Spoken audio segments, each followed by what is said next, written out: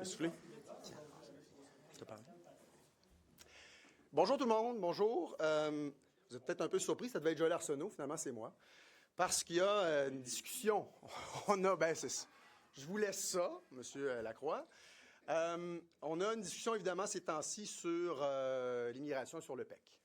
Évidemment, ça fait couler beaucoup d'encre, il y a beaucoup d'informations qui circulent. Puis on juge important au Parti québécois d'avoir un discours cohérent, responsable sur la question et peut-être de poser certaines questions aussi. Il y a des maires, des mairesses notamment, qui sont sortis sur la place publique pour demander des clauses de droit acquis, des clauses grand-père pour l'ensemble des personnes qui auraient pu appliquer sur le PEC avant sa suspension. Et évidemment, nous, on a des questions là-dedans parce que pour défendre le bien commun, parce que c'est l'objectif qu'on a, hein, on n'est pas là pour défendre un lobby, pour défendre seulement une organisation ou les entreprises, on veut défendre l'ensemble de la population. On aimerait savoir ce que les maires et mairesses ont en tête lorsqu'ils parlent de droit acquis, lorsqu'ils parlent de donner cette possibilité-là aux gens d'appliquer sur le PEC, comme ça aurait pu être le cas avant la suspension en 2025. Est-ce qu'ils ont un chiffre en tête? Est-ce qu'ils ont une idée de l'impact que ça pourrait avoir sur leurs concitoyens et concitoyennes? Parce qu'évidemment, il y a un impact aussi à accepter des gens sur le territoire. Qu'est-ce que ça veut dire pour le logement? Qu'est-ce que ça veut dire pour les organismes qui donnent des services, par exemple, aux populations plus marginalisées sur le territoire? Qu'est-ce que ça veut dire pour les services de santé, les services d'éducation? Il faut quand même avoir une vue d'ensemble et un tableau général. Je pense que c'est important. La position du Parti québécois est claire depuis 2024. Nous, on avait dit qu'il y aurait des clauses de droit acquis, pas à tout le monde, mais aux gens qui dépendent des programmes québécois, c'est-à-dire le programme des travailleurs étrangers temporaires. Il y a des attentes qui ont été créées et ça, il faut quand même y répondre. Sauf que nous, ce qu'on a dit, c'est que les gens qui se trouvent sur le territoire devraient être les personnes qui ont accès à la résidence permanente en priorité. Donc, pour favoriser, entre autres, les régions et les secteurs d'emploi où il y a une pénurie de main-d'œuvre. Ça a été la position du Parti québécois dès le départ. On avait dit aussi qu'on voulait un moratoire sur l'immigration économique permanente pour pouvoir en arriver à cette possibilité-là de permanentiser les gens le plus qui se retrouvent sur le territoire, qui sont intégrés, qui parlent français. On l'a déjà dit.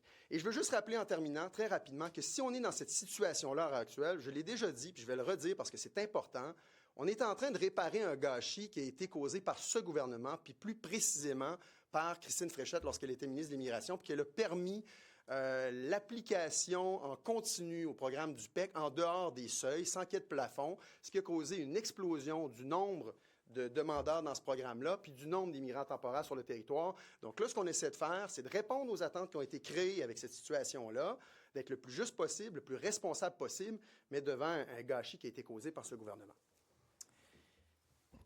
Par ailleurs, j'arrive tout juste des consultations particulières sur le projet de loi 9 relatif à la laïcité. Et le Barreau du Québec, ce matin, est arrivé avec une proposition étonnante dans la mesure où l'Ordre professionnel propose une loi qui encadrerait l'exercice de la clause de souveraineté parlementaire, aussi appelée clause non-obstant ou clause dérogatoire.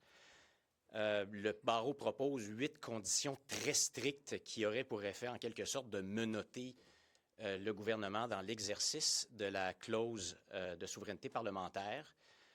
Et l'argumentaire repose sur la préservation de l'état de droit. Le barreau indique que pour lui, il y a un recul de l'état de droit. Or, ce qui est surprenant, c'est que le mémoire du barreau ne fait aucune mention d'un des principaux reculs dans l'histoire du Canada en matière d'état de droit, c'est-à-dire l'imposition de la Constitution de 1982 à l'encontre de la volonté du Québec, pendant que le premier ministre du Québec dormait dans sa chambre d'hôtel, ce qui a été nommé par les historiens la nuit des longs couteaux ici. Et en quelque sorte, ce type d'argumentaire qui vise à légitimiser ce coup de force du gouvernement fédéral et à limiter à l'extrême l'utilisation du prix de consolation pour cette imposition de la Constitution, c'est-à-dire la clause de souveraineté parlementaire, ça nous apparaît inquiétant. On parle aussi beaucoup du dialogue entre le judiciaire et le législatif. Donc, le législatif, il faut le rappeler, c'est des députés qui sont l'expression de la démocratie, c'est-à-dire que nous sommes élus par la volonté du peuple québécois. Et quand on parle de dialogue et qu'on dit que ça doit nécessairement toujours se terminer par des juges nommés par le gouvernement fédéral qui ont le dernier mot, ça aussi, on pense que ça peut signifier un recul pour la démocratie Donc, ce dialogue ne peut pas toujours se terminer par les juges qui ont le dernier mot. Alors, proposition, donc, qui nous laisse perplexes. On va l'étudier plus en détail, mais voilà, perplexes.